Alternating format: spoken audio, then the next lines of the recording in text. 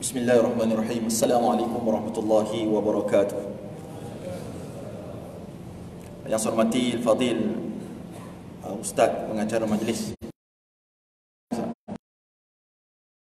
dia Laksamana Madya Datuk Muhammad Rizwan bin Abdul Rahman, yang berbahagia Laksamana Muda Khalid bin Jaafar, Panglima Pendidikan dan Latihan, yang berbahagia Laksamana Pertama Datuk Anwar bin Haji Alias, Komander Pengkalan Lumuk Merangkap Pengurusi Masjid An-Nur, Panglima-Panglima, Datuk-Datuk, Tuan-Tuan Pegawai Kanan, Tuan-Tuan Pegawai, para bintara, seterusnya para prajurit warga Pengkalan TLDM Lumut, Muslimin, Musliman yang dirahmati Allah Subhanahu Wa Taala sekalian.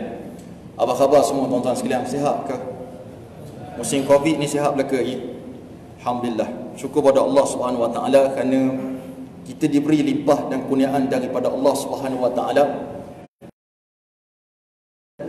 untuk hidup lagi sampai saat ini. Baru ni anak murid saya berusia 13 tahun meninggal dunia dalam keadaan tengah tidur meninggal dunia. Baru 13 tahun, kita dah 43 tahun, 23, 73, 63. Macam saya sekarang baru 38. Tak tahu bila mati, tuan-tuan Allah Subhanahu Wa Taala sekalian. Mati itu pasti. Ada seorang penyanyi daripada Indonesia menyanyikan lagu Raja-raja mati, rakyat biasa mati, piu pun mati, semua kita akan mati. Jadi bila mana kita mati, kita akan berhijrah daripada alam dunia yang penuh dengan penipuan ini, pergi ke alam akhirat Allah Subhanahu Wa Taala yang kita sebutkan sebagai barzakh. Tuan-tuan Allah Subhanahu Wa Taala, saya tidak berhajat untuk cerita tentang hijrah ke alam kubur, tapi kita nak cerita tentang hijrah Nabi kita Muhammad sallallahu alaihi wasallam. Saya rasa ketol lutut sebab nak cakap depan parlimen ni tuan-tuan, Laksamana. Jadi hamba rasa hugah lah. Orang Terengganu kata rasa hugah ni benda. Ada orang Patah Timur sini ke tak mengaku? Ustaz sama.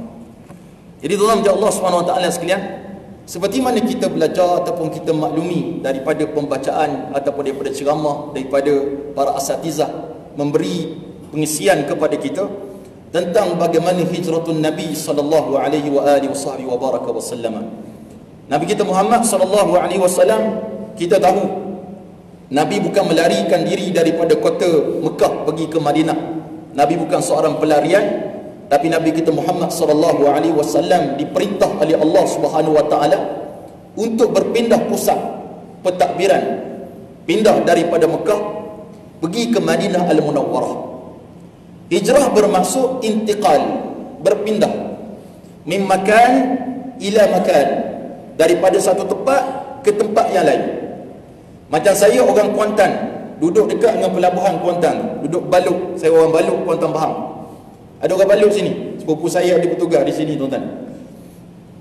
Intiqal min Baluk ila Ipoh, daripada Baluk sampai Ipoh. Elang sekilas, Baluk ni kawasan pantai macam lebih kurang Lumuk lah, insya-Allah. Berpindah daripada tempat ke tempat yang lain. Boleh kita kata kita ni seorang muhajir, orang yang berhijrah daripada satu tempat ke tempat yang lain. Tapi peristiwa baginda Nabi SAW berhijrah daripada kota Mekah ke kota Madinah mempunyai visi dan misi yang Allah tetapkan. Dan Allah bukan buat perkara yang biasa-biasa tuan-tuan, tapi keluar biasaan yang berlaku dalam peristiwa hijratun Nabi sallallahu alaihi wasallam. Nabi berhijrah di kota, Nabi duduk di Mekah. Nabi orang Mekah, IC Rasulullah Mekah, mak Nabi orang Mekah, ayah Nabi orang Mekah, datuk Nabi orang Mekah, nenek Nabi orang Mekah. Nabi berasal daripada Mekah Al-Mukarramah. Ketika mana Nabi Muhammad sallallahu alaihi wasallam diangkat menjadi rasul pada usia Nabi 40 tahun. Ada orang kata Nabi Muhammad waktu dia kecil dia orang biasa. Tak, Nabi bukan orang biasa dah waktu tu. Nabi orang yang luar biasa, yang telah dipilih oleh Allah Subhanahu Wa Taala daripada sejumlah ramainya manusia. Allah Subhanahu Wa Taala memilih Rasulullah sallallahu alaihi wasallam. Nabi duduk di Mekah lebih kurang 53 tahun tuan-tuan sekalian. Pada umur Nabi 40 tahun diangkat menjadi rasul. Sebelum diangkat menjadi rasul, orang kenal Nabi Muhammad. Siapa tak kenal Nabi Muhammad? Orang paling famous. Kalau ada Instagram pada zaman dulu, Nabi lah Insta famousnya tuan-tuan sekalian. Tapi sekarang Insta famous siapa? BTS, Buruk Ternak Circus. Insta famous yang banyak merosakkan manusia daripada mengajak manusia ke arah kebaikan. Kalau yang famous waktu tu, maka Rasulullah lah orangnya. Sehingga kan Nabi dikenali sebagai Al-Amin, orang yang paling amanah. Sehingga kan Nabi waktu Nabi menjadi Rasul, berlawan dengan Abu Lahab, berlawan dengan Abu Jahal, Uqbah bin Abi Mu'ayth, Al-Walid bin Mughirah, ni semuanya pemuka-pemuka Quraisy yang derhaka kepada Allah. Walaupun mereka berlawan dengan Rasulullah, tak kala mana mereka nak pergi outstation, mereka titipkan barang-barang mereka, bagi kat Nabi tolong jaga, dia tak bagi orang lain. Walaupun Nabi dia tak suka, sebab dia tahu Nabi Muhammad ni Al-Amin, orang yang paling amanah. Kita orang Melayu tuan-tuan, kalau kita benci dia, bayang-bayang dia pun kita benci tuan-tuan, ya Allah, apatah lagi nak beri barang kat dia. Itu kita. Kita dengan orang Arab lain perangai.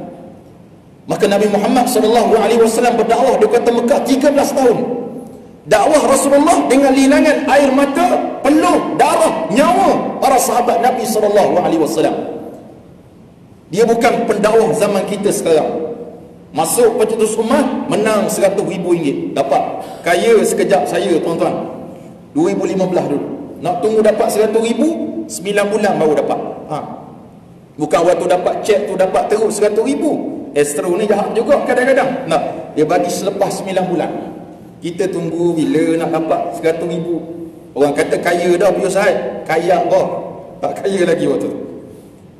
Zaman Leni tahu Al-An sekarang. Zaman sekarang orang bentangkan dengan kapet yang mewah, dengan hidangan yang lazat untuk berceramah dan berdakwah kepada orang. Tapi Nabi kita Muhammad SAW, kita baca sejarah tuan-tuan, orang yang banyak allowance, orang yang ada duit, orang yang ada pendapatan, kena beli buku sirah. Yang paling basic kita bacalah buku sirah yang dikarang contohnya oleh almarhum Al-Syahid Dr. Said Ramadan Al-Buti, Fiqh Sirah. Al-Syahid Dr. Said Ramadan Al-Buti mati di bom, kemudian ditembak daripada jarak dekat waktu dia sedang mengajar dalam masjid di Syria sana tu. Al-Syahid Dr. Said Ramadan Al-Buti, Fiqh Sirah, kefahaman kepada sirah Nabi kita Muhammad SAW. Tuan-tuan sekalian, apa yang Nabi hadapi dekat Mekah suatu yang sangat dahsyat, sehingga kan Rasulullah ni diiktiraf sebagai antara Rasul Ulul Azmi. Ulul Azmi apa dia? Rasul yang diberi ujian oleh Allah sangat berat. Walaupun dia tidak berdakwah seperti mana Nabi Nuh berdakwah kepada kaumnya 950 tahun berdakwah. Nabi Muhammad usianya 63 tahun, berdakwah 23 tahun. Tapi Nabi di antara Rasul yang paling berat ujian yang Allah berikan kepada Nabi Muhammad SAW. Tu sebab Nabi kata asyaddul bala, yang paling kuat diuji oleh Allah al-anbiya, para nabi diuji oleh Allah Subhanahu wa taala dengan ujian yang sangat hebat. Tuan-tuan sekalian, antara yang individu macam tuan-tuan lah, dikata sebab barisan hadapan dalam menjaga benteng negara. Tuan-tuan dulu mati nak selamatkan rakyat Malaysia, tuan-tuan dulu ke depan. Jangan kita pula ke depan, tuan-tuan ke belakang. Tuan-tuan kena ke depan. Begitulah para sahabat Nabi SAW yang paling rapat dengan Rasulullah. Contohnya Sayyidina Abu Bakar As-Siddiq radhiyallahu anhu wa arda. Siapa tak kenal Abu Bakar? Sayyidina Abu Bakar ni berkawan dengan Nabi bukan sehari, lama. Sebelum Nabi menjadi Nabi, dia berkawan dengan Nabi Muhammad SAW. Sehingga kan bila mana ditawarkan Islam kepada Sayyidina Abu Bakar, maka dia menerima tanpa banyak dolak dalih. Tak ada dia kata sabar dulu, nanti saya isilah borang nak masuk Islam. Tak ada. Bila Nabi perkenalkan Islam, Sayyidina Abu Bakar orang pertama di kalangan orang dewasa yang memeluk agama Allah Subhanahu wa taala. Satu hari ketika mana Rasulullah dikepung oleh musyrikin Quraisy di sisi Kaabah. Musyrikin Quraisy pimpinan Amru ibn Hisham laknatullahi alaih, alias Abu Jahal ini mengepung Rasulullah, nak pukul Nabi. Maka orang yang menawarkan tubuh dia untuk dipukul terlebih dahulu, iaitulah Sayyidina Abu Bakar As-Siddiq radhiyallahu anhu. Dipukulnya dia sampai dia pingsan, ditarik oleh sahabat lain bawa balik ke rumah. Nabi orang buat lari, Sayyidina Abu Bakar bawa balik ke rumah. Mak dia tunggu tepi katil nak bagi makan kepada Sayyidina Abu Bakar. Dia kata aku tak akan makan. Selepas dia sedar patut makan dulu. Dia kata aku tak akan makan sehingga aku tahu di mana Rasulullah. Wa kaifa Rasulullah? Bagaimana Rasulullah? Ni sahabat Nabi SAW. Kita dah penada dulu 2 biji. Tak tanya dah orang lain. Kita dulu. Saya lah tuan-tuan tak. Allah SWT nak sebut bagaimana sayangnya Sayyidina Abu Bakar. Sehingga kan ibu dia kata, wahai Abu Bakar, relax brother relax. Nabi Muhammad tak ada masalah. Lah dia kata aku tak percaya sehingga aku dapat lihat Rasulullah SAW. Itu sayangnya sahabat Nabi kepada Nabi kita Muhammad SAW. Sayyidina Abu Bakar ni di kalangan VVIP Mekah pun kena pukul dia musyrikin Quraisy. Apatah lagi orang yang bertaraf hamba seperti mana Bilal bin Rabah, yang bertaraf hamba seperti mana Abdullah bin Mas'ud, yang bertaraf hamba seperti mana sahabat-sahabat Nabi yang lain, Ammar bin Yasir, Sumayyah, Yasir dan sebagainya, yang kena teruk oleh musyrikin Quraisy. Saya sebut salah seorangnya yang selalu saya sebut di mana-mana ceramah, sebab saya sangat-sangat rasa terkesan dengan azab yang dia terima, iaitulah sahabat Nabi bernama Sayyiduna Khabbab ibn Al-Arat radhiyallahu anhu wa arda. Kita kenal kebab je, kebab ayam, kebab daging. Namanya Khabbab. Khabbab, siapa dia Khabbab? Khabbab ni tuan-tuan sekalian, dia antara guru Al-Quran. Di kalangan para sahabat Nabi, dia guru Al-Quran. Dia tahu semua qiraat yang turun kepada Rasulullah, dia tahu semua. Maka dia ni ada seorang hamba, kepakaran dia membuat baju besi. Kepakaran dia ni ahli besi. Dia buat baju besi, dia bekerja dengan tuan dia seorang perempuan. Bila mana dia didapati memasuk Islam ataupun menjadi seorang Muslim, dia kena seksa oleh tuan dia. Apakah seksaan yang dia terima tuan-tuan? Ada ulama menyatakan besi-besi yang ada dalam bengkel tempat dia buat tu, dibakar besi tersebut dan disumbat ataupun dilayurkan tubuh Khabbab bin Al-Arat atas api hidup-hidup tuan-tuan sekalian. Kita layur lemang, dia layur tubuh di atas api tersebut. Tu sebab keadaan dia tu kulit dikatakan melecur, hampir seluruh tubuh Khabbab ini kesan lecuran, diseksa oleh tuan dia. Dalam kitab Hayatus Sahabah, Maulana Zakaria Al-Kandahlawi menyebut bagaimana tubuhnya itu mengeluarkan darah bisa dan mengeluarkan darah yang menyebabkan api itu jadi malam dengan sebab banyaknya darah dan air yang keluar daripada tubuh Khabbab bin Al-Arat. Tuan-tuan sekalian, Sayyiduna Khabbab ibn Al-Arat di zaman Mekah, Nabi tak hijrah lagi. Ada sahabat dah pergi ke Habasyah, sahabat Khabbab bin Al-Arat tak pergi lagi. Dia pergi bertemu Rasul sallallahu alaihi wasallam. Waktu tu sahabat ada bertanya pada Rasulullah, ya Rasulullah, izinkan kita berperang dengan mereka. Nabi kata sabar dulu, Allah tak perintahkan lagi.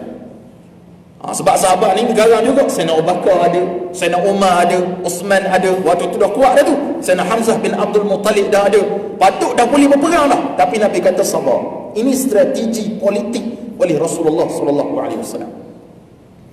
Sayyiduna Khabbab bin Al-Arat yang teruk kena seksa ni bertemu dengan Rasulullah, dan dia memang layak bertemu dengan Rasulullah untuk minta satu pertolongan. Dia kata apa kepada Rasulullah? Ya Rasulullah, mata nasrullah, bila Allah nak tolong kita ni? Yang kita lihat sekarang tuan-tuan saudara kita di Syria sana nun, yang sekejap meletup sana, meletup sini, bom sana, bom sini, pecah sana, pecah sini. Kita latihan, bomba latihan. Dia betul-betul tuan-tuan, Allah SWT kena sungguh dan mati. Menteri agama kita, tuan guru kami Datuk Dr. Zulkifli Muhammad Al-Bakri, waktu dia menjawab jawatan mufti wilayah, dia pergi ke Syam. Bukan ke Syam, dia pergi ke Turki, tempat penempatan pelarian daripada Syam, daripada Syria. Dia kata kalau bawa air sebotol, janganlah kita bermurah hati nak bagi ke anak-anak tu, bagi air. Kalau kenapa kita tanya kenapa tak boleh bagi? Dia kata kalau kita bagi kat seorang, orang lain akan datang serbu dia. Mungkin mati budak tu kena serbu sebab nak sebotol air. Kita air campur gitu tuan-tuan, minum separuh buang, minum separuh. Kadang tak minum buang dah. Allah SWT punya mewahnya kita kat Malaysia. Okey, orang tanya kepada tuan guru, tanya para ulama, kenapa Allah tak bantu rakyat Syria? Kenapa Allah tak bantu? Ni soalan. Kita baca doa di Mekah, kita pergi ke tempat-tempat mustajab, doa, Allahumma ansur ikhwanana mujahidin wal mustada'afina fi Syam. Doa, mengalir-ngalir air mata keluar. Kita kat belakang amin, tak faham kita mengalir air mata. Tapi Allah tak mustajabkan lagi doa. Sama seperti mana persoalan daripada Sayyidina Khabbab bin Al-Arat radhiyallahu anhu kepada Rasulullah. Maka Nabi kata kepada Khabbab bin Al-Arat, wahai Khabbab, ni jawapan Rasulullah. Sedangkan Khabbab ni teruk kena ni, patutnya memang layak. Dia kata, Rasulullah, bila nak Allah tolong kita? Tapi disebabkan soalan saya begitu, maka Nabi bagi jawapan lebih hebat daripada itu lagi. Dia kata, wahai Khabbab, orang terdahulu daripada kita lebih teruk kena seksa untuk menjaga iman dia. Ada orang yang dibakar cakar tu dibakar jadi panas dan membara. Cakar tersebut diletakkan di atas kepala dan cakar tu turun sendiri dengan isi-isinya dan mati orang tu dalam iman. Disebut kepada Khabbab bin Al-Arat. Ada pada zaman dulu, wahai Khabbab, yang digergaji tubuh dia. Siapa dia? Nabi Allah Zakaria alaihi salatu wassalam.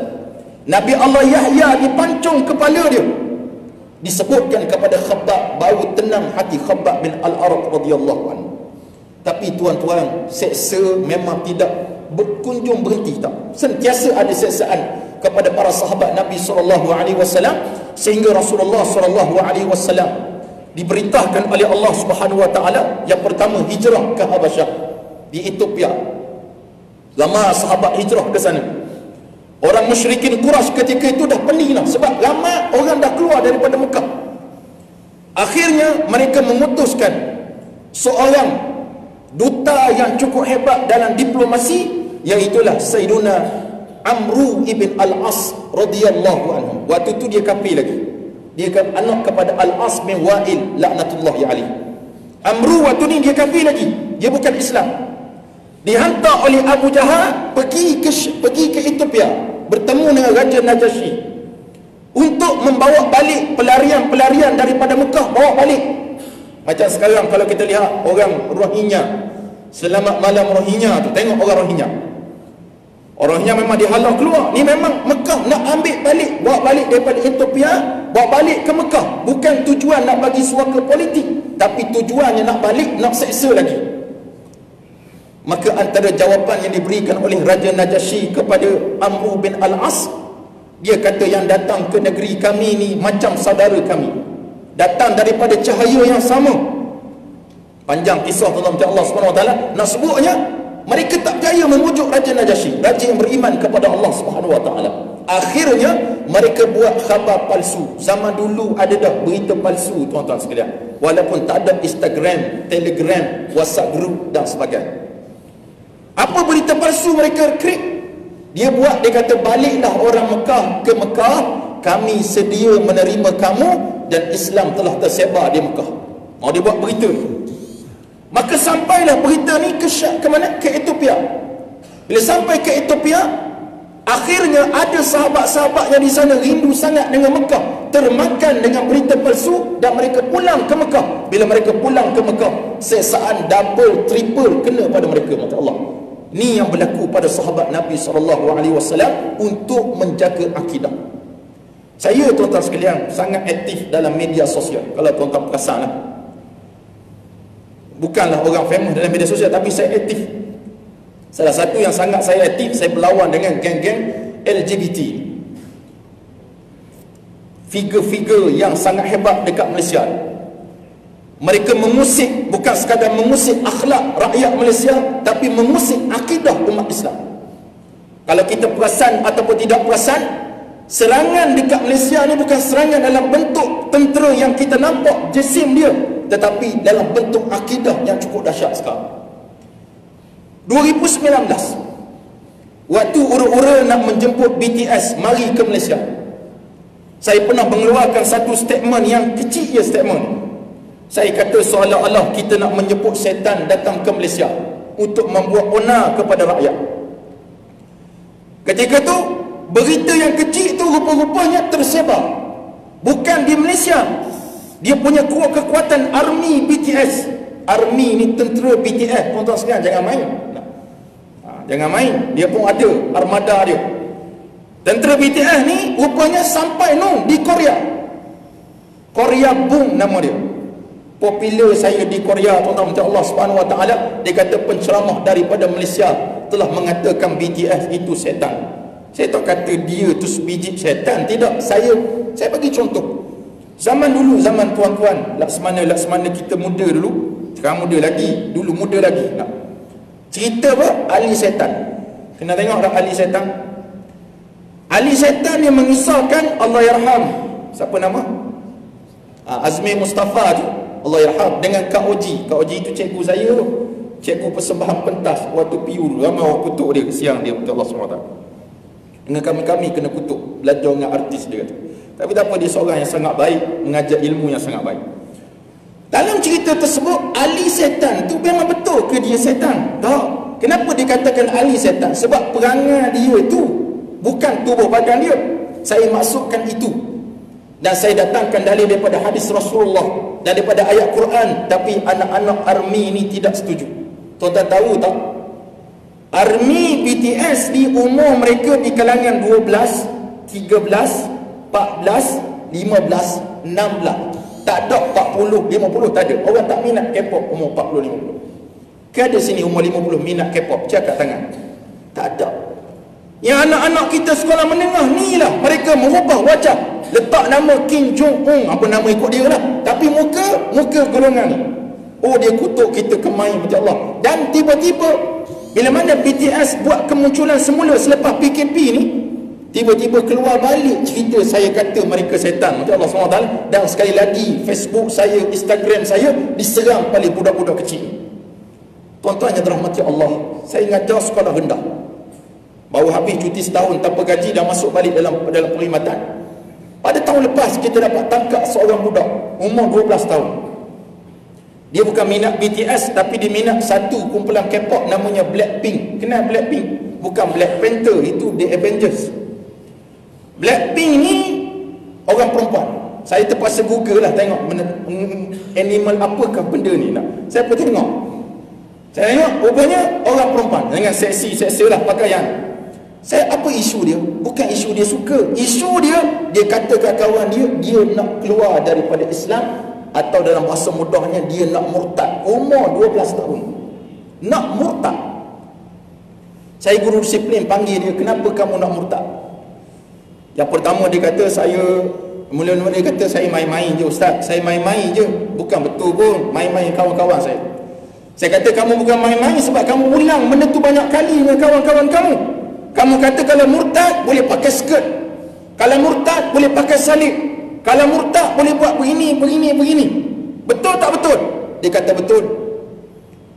Saya telefon terus mak dia menangis waktu cakap tu. Dia kata tak sangka anak saya ni. Memang betul, dia ni seorang budak yang senyap kat sekolah. Kat rumah pun senyap. Dan dia senyap-senyap ambil aset mak dia duk tengok benda-benda macam tu. Ini serangan yang berlaku. Tuan-tuan yang mati Allah Subhanahu Wa Taala sekalian. Akidah umat Islam, kalau Rasulullah membetuli akidah umat daripada sembah Lata, Uzah, berhala-berhala tersebut, Nabi berpindah untuk menyembah kepada Allah Subhanahu Wa Taala. Kalau kita relitkan dalam keadaan zaman kita sekarang, tuan-tuan, betul lah kata Rasulullah. Nabi kata apa? Badiru bil a'mal. Bersegeralah buat amal, wahai tuan-tuan. Nabi sebut kepada kita semua. Fitanan, akan berlaku fitnah. Fitnah ni apa dia? Ujian, pancaroba, bala ni ujian juga. Balaun maksudnya ujian. Ya Allah akan beri pada kita. Fitanan ka qata'il laili muslim. Fitnah seperti mana malam yang gelap gelita. Tengok malam gelap menyeliputi. Tuan-tuan lagi hebat, naik kapal tengok malam gelap, tak nampak benda satu dah. Begitulah fitnah pada akhir zaman. Kita berada pada akhir zaman. Maka kata Rasulullah, yusbihur rajulu mu'minan, pada waktu pagi seorang itu beriman kepada Allah, wa yumsi kafira, pada waktu petang dia menjadi kafir. Wa yumsi mu'minan, pada waktu petang dia beriman kepada Allah, wa yusbihu kafira, tiba-tiba pada waktu pagi dia kembali kafir kepada Allah. Sebab apa? Yabi'u dinahu bi'aradin minad dunya. Dia jual agama dia dengan sikit harta benda dunia. Mula-mula PKP diperkenalkan dekat Malaysia, tuan-tuan. Kemudian kita masuk dalam musim bulan Ramadan. Ada seorang public figure, saya sebut nama dia malam ni, saya dah takut. Tuan-tuan jangan sama saya pula sini. Saya nak sebut kepada tuan-tuan agar tuan-tuan kenal. Inilah yang sedang kita berlawan sekarang. Kalau tuan-tuan berlawan dalam bentuk orang nampak musuh, kita berlawan dalam bentuk alam sosial media. Sampai saya buat satu hashtag. Hashtag ni, kalau tak hashtag ni, memang keluar muka saya, iaitu ada hamba takut. Itu hashtag saya. Sebab apa saya kata bukan? Makna saya sombong, tidak. Saya nak sebut bagaimana kepala pengatnya orang ni. Sekarang ni dalam internet ataupun handset kita ada satu aplikasi namanya Bigo. Bukan Bingo, Bigo.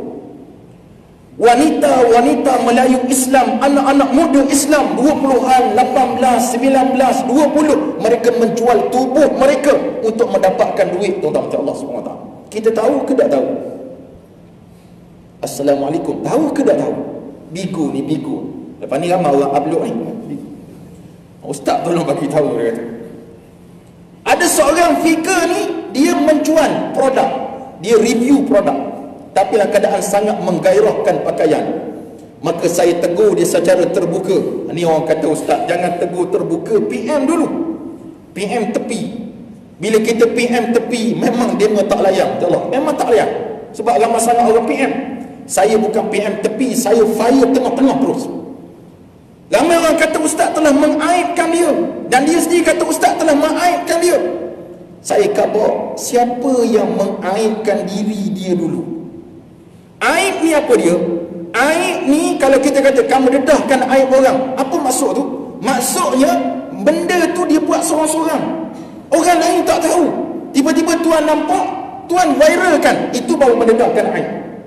Tapi kalau dia mendedahkan keaiban dia dan orang lain tengok keaiban tersebut dan diviralkan dengan bangganya, apa jawapan dia beri pada saya? Dia kata, ustaz jangan ambil tugas Allah, dia kata, dalam menghukum saya. Jangan ambil tugas malaikat, jangan mencatat dosa saya. Itu dosa saya dengan Allah. Itu jawapan paling rare sekali. Tuan-tuan, kenapa saya tegur dia secara mendepan macam tu? Sebab dia memiliki followers ratusan ribu orang.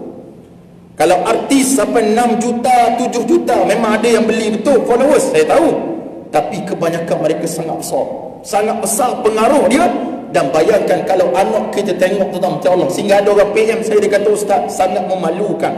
Pada bulan Ramadan setan kena angkat, kena tangkap, tapi kita ada syaitan di kalangan manusia yang mendedahkan keaiban kepada makhluk yang lain.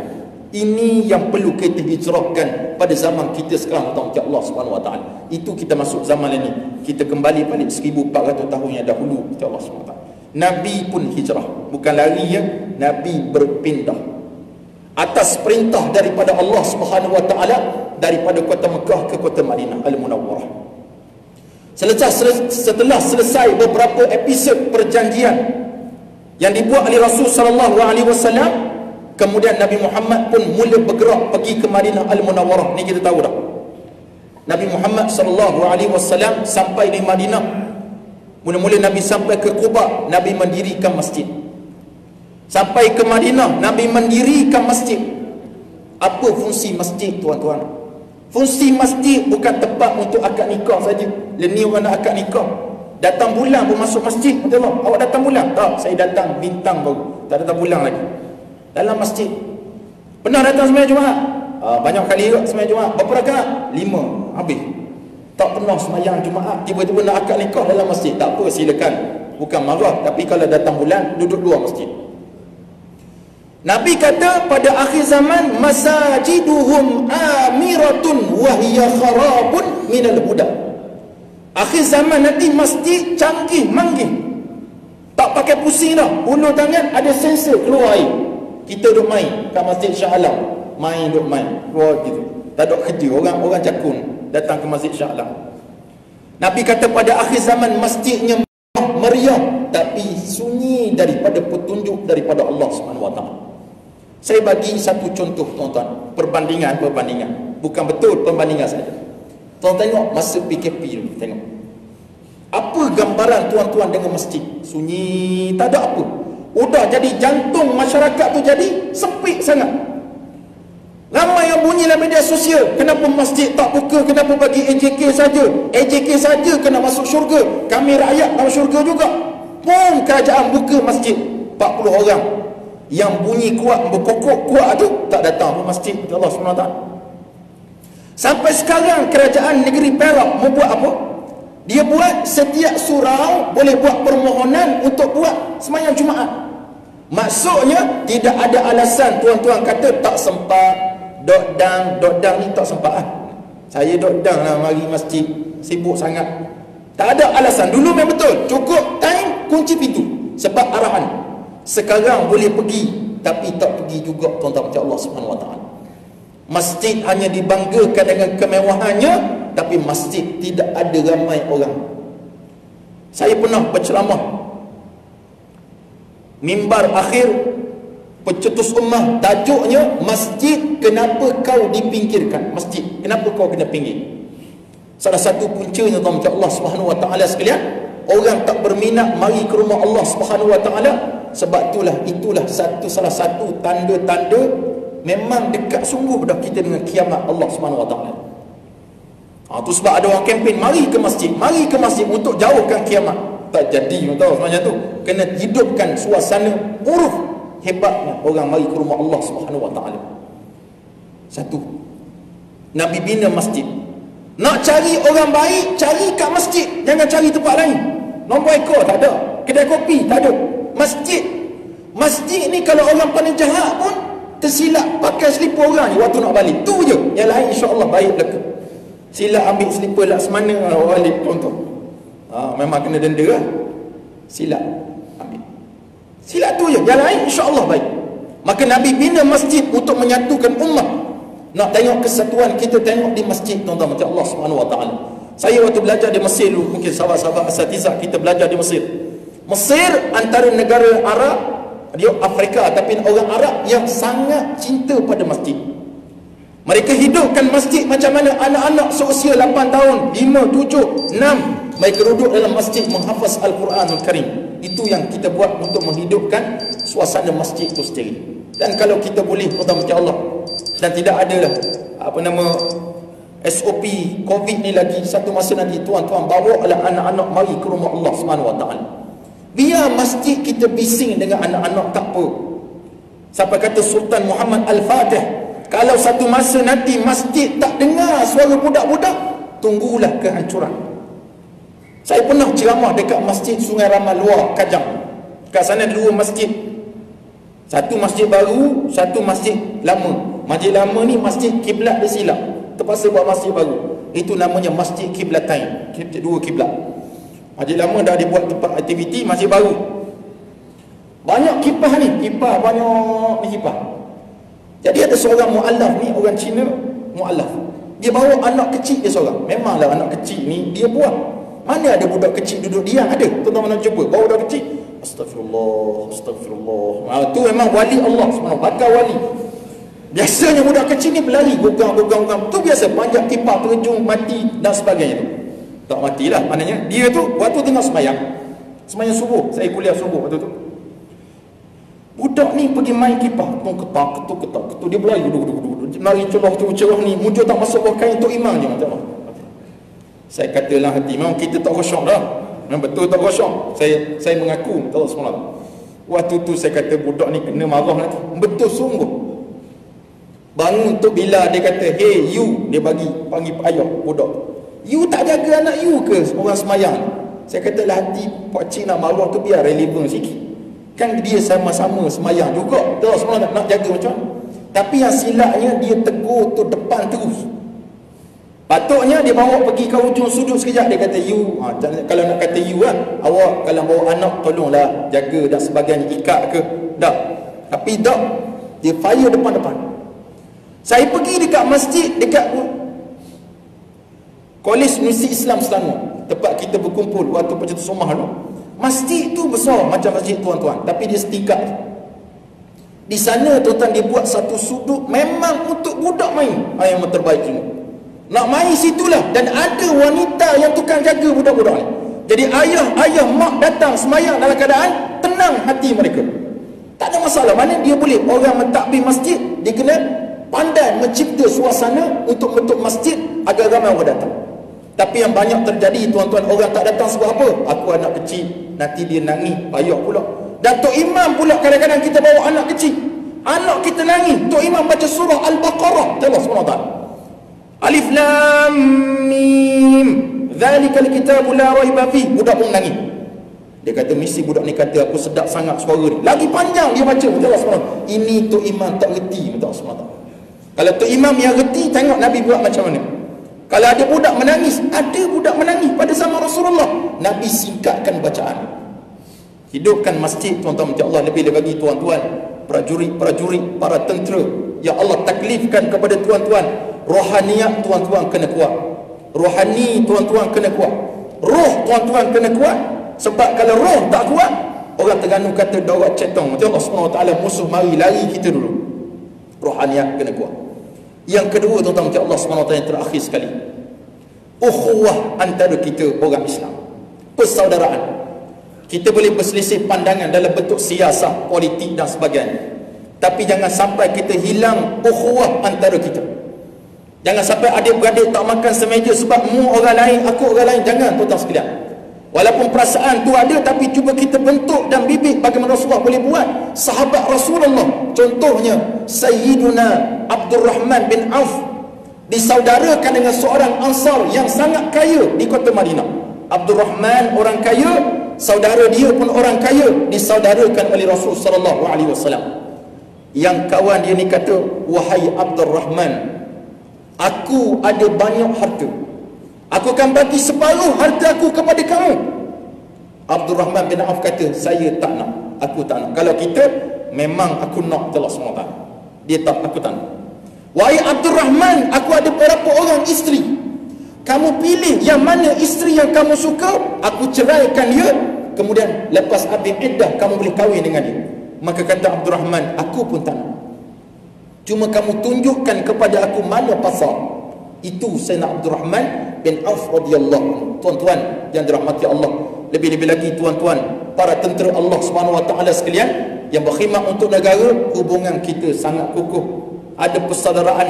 Kata Buya Yahya, kalau kita ada perbalahan antara kita, masjid yang luas ni pun akan jadi sempit, tuan-tuan, Allah SWT. Kalau tuan-tuan balah dengan seseorang, saya pun ada juga berbalah dengan orang, kita akan rasa tempat yang luas jadi sempit. Tengok dia, oh bosan aku, oh lah bosan, jadi sempit tempat tersebut.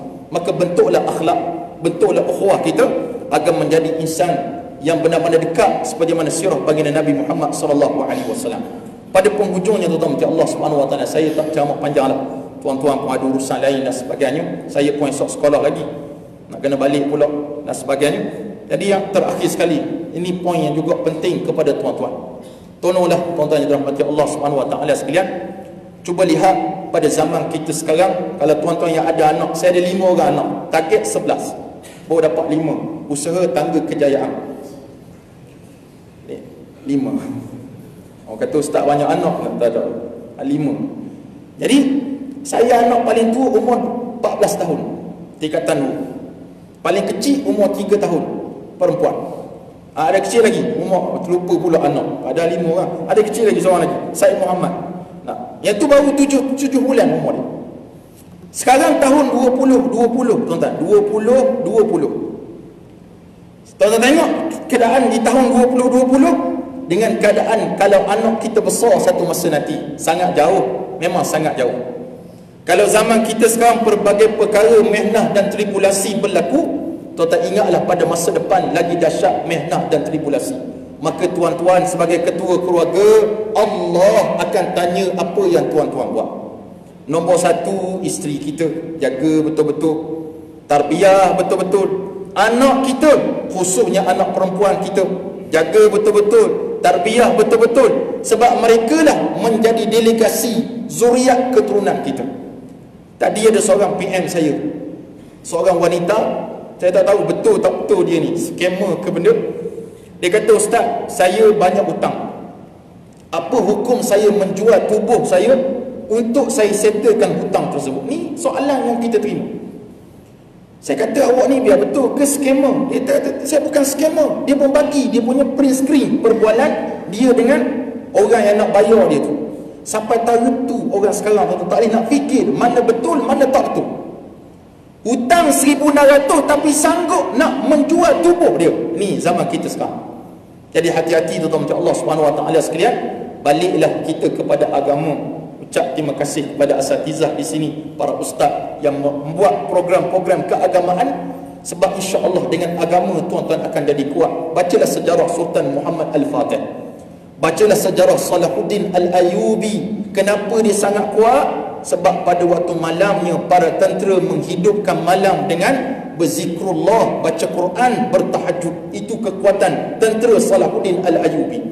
Sehingga dia bangun pada waktu malam, dia lihat kemah-kemah bunyi macam tepuan ataupun lebah. Bunyi bukan orang berborak, membawa bukan, tapi bunyi orang berzikir kepada Allah Subhanahu Wa Taala. Kalau dapat setara ni tuan-tuan Allah Subhanahu Wa Taala, hebat sungguh kita insya-Allah. Saya cakap pun saya bukan buat macam tu pun, cuma nak sebut kepada tuan-tuan, di samping kekuatan tubuh badan kita, kekuatan rohaniah sangat penting insya-Allah. Jadi tuan-tuan Allah, terima kasih kepada pihak pentadbiran yang sudi menjemput saya mari ke sini. Walaupun mungkin tidak menjawab persoalan-persoalan hijrah secara lebih detail, tuan-tuan boleh rujuk dengan ceramah-ceramah daripada para asatizah yang lain. Moga-moga Allah merahmati kita dan menyelamatkan kita daripada virus COVID-19 dengan kita bertawassul dengan amalan-amalan kita insya-Allah. Hadza billahi taufiq. Wassalamualaikum warahmatullahi wabarakatuh. Auzubillahi minasyaitonir rajim. Bismillahirrahmanirrahim. Rabbil alamin wassalatu wassalamu ala asyrafil anbiya wal mursalin sayyidina Muhammad wa ala alihi washabihi ajma'in. Allahumma inna na'udzubika min jahlil bala wa darkis syaqa wa su'il qada wa syamatatil a'da. Allahumma inna na'udzubika minal barasi wal jununi wal juzami wa min sayyi'il asqam. Bismillahirrahmanirrahim. La yadurru ma ismihi syai'un fil ardi wa la fis samai wa huwas samiul alim. Ya Allah, ya Tuhan kami, ampunkanlah dosa-dosa kami, ya Allah, dosa kedua ibu ayah kami. Kasihanilah mereka sama seperti mana mereka sayang kepada kami waktu kami masih kecil, ya Allah. Ya Allah, ya Tuhan kami, jika ibu dan ayah kami telah pergi mendahului kami, ya Allah, lapangkanlah kubur mereka, ya Allah, luaskan kubur mereka, ya Allah. Jadikan kubur ibu dan ayah kami taman daripada taman-taman syurga-Mu, ya Allah. Yang Kau jadikan kubur ibu dan ayah kami lubang daripada lubang-lubang neraka-Mu, ya Zal Jalali wal Ikram. Ya Allah, ya Tuhan kami, ampunkan dosa pasangan hidup kami. Ya Allah, ya Tuhan kami, ampunkan dosa anak-anak zuriat keturunan kami, ya Allah. Jadikan anak-anak kami, zuriat kami, anak-anak dan zuriat yang salih salihah, yang mampu menghadiahkan doa mereka setiap hari untuk kami, ya Allah. Yang mampu menguruskan jenazah kami suatu masa nanti, ya Allah. Yang mampu menjadi benteng kepada agama-Mu ini, ya Zal Jalali wal Ikram. Wa sallallahu ala nabiyyina Muhammad wa ala alihi wa sahbihi wa baraka wa sallama. Walhamdulillahi rabbil alamin. Taqabbalallahu minkum.